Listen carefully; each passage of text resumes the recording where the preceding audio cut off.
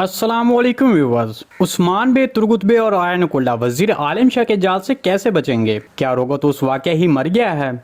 वजीर आलिम शाह ने काई कबीले से बालातून और मालूनतून को कैदी क्यों बनाया है और इसके बाद वो इन्हें कहां लेकर जाएगा? क्या आने वाली किस्में बालातून अलाउद्दीन बे को जन्म देगी? क्या जैरकुदा सीरीज छोड़ देगा? तो इन तमाम सवालात के जवाब आज की वीडियो में शामिल हैं, तो इसके लिए वीडियो को आखिर तक लाजमी देखिएगा। मगर इससे पहले आपसे गुजारिश है हमारे चैनल को सब्सक्राइब कर दें। चलिए सबसे पहले बात करते हैं कि उस्मान बे और तुर्गुत बे वजीर आलिम शाह के जाल से कैसे बचेंगे। तो इसके बारे में आपको बता दें कि इसका जवाब तो 84 किस के ट्रेलर में ही था। 84 किस के ट्रेलर में आपने देखा होगा कि उस्मान बे और बाकी लेफ्ट मैदान जंग से निकल रहे हैं। उस्मान बे को एक पीठ पर और एक बाएं बाजू पर तीर लगा हुआ है। तो इसके बताने का मकसद ये है कि अगर आपको याद हो तो 83 किस के आखिरी सीन में उस्मान बे की पीठ पर सिर्फ एक तीर था। तो इसका मतलब है कि 84 किस में उस्मान बे और उसके बगैर किसी बड़े नुकसान के वजीर आलिम शाह के हाथों बच जाएंगे और यकीनन उस्मान बे के साथ आयन कुल्ला और तुर्गुत बे भी निकल जाएंगे। ताहम यहाँ पर अहम ये नहीं है कि उस्मान बे और दीगर लोग बच जाएंगे, बल्कि ये अहम है कि वो बच जाने के बाद क्या करेंगे।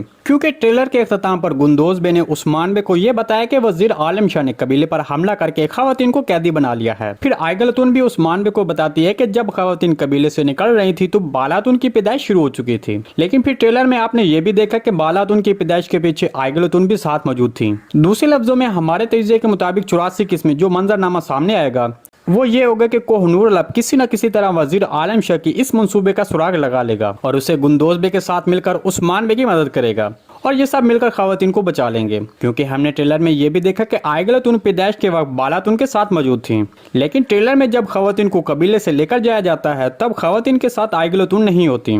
ये फिर ये भी हो सकता है कि कबीले में बालातून से पैदाइश के दौरान आयगलतून साथ मौजूद होंगी, लेकिन जब पैदाइश के दौरान बालातून के साथ कुछ मसला होगा तब आयगलतून उस्मान बे को खबर देने के लिए चली जाएंगी और पीछे से वजीर आलिम शाह कबीले पर हमला करेगा और खवातीन को कैदी बना लेगा। दूसरी तरफ जब गुंदोज बे हरमानी के किले से वापस कबीले आएंगे तब उसे पता चलेगा कि वजीर ने खवातीन को कैदी बना लिया है। तब गुंदोज बे उसी वक्त यह खबर उस्मान बे को देने के लिए चले जाएंगे। दरहकीकत ये तमाम तर वाक़यात एक ही दिन में बहुत तेजी से रोनुमा होंगे बगैर किसी टाइम जंप के।